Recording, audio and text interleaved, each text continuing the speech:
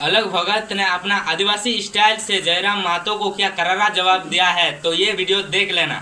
जो लोग ये बयान दे रहे हैं, विशेषकर जो अगर निशा दी बोल रही थी और भी बहुत सारे लोग बोल रहे हैं, तो चलिए वो या तो वो उरांव है या मुंडा है या संथाल है, जो भी है, अगर आदिवासी जन्म से पैदा होता है तो आप फिर असम में आदिवासी क्यों नहीं है?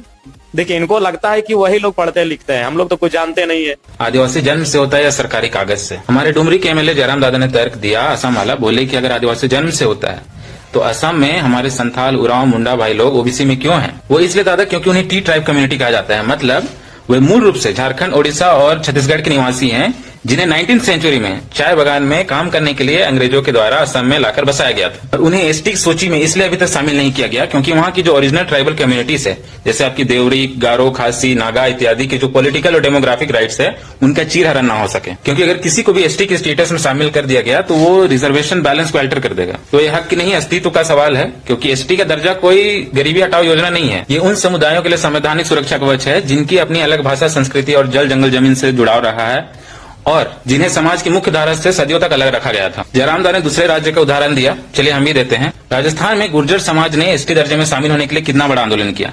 तो वहाँ के पहले से जो एसटी दर्जे में शामिल हुए मीना समाज थे, उन्होंने इसका कड़ा विरोध किया। तो क्या उन्हें एसटी दर्जे में शामिल किया गया?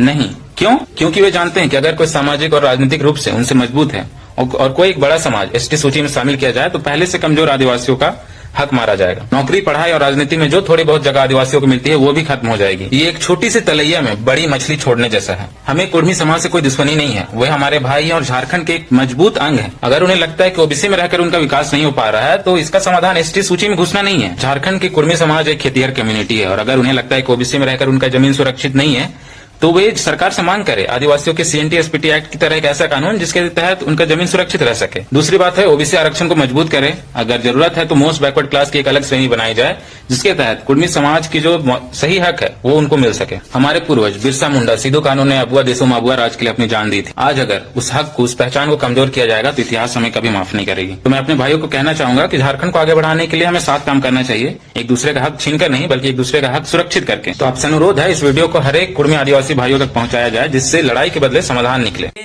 आंदोलन कुछ होने जाने वाला नहीं है।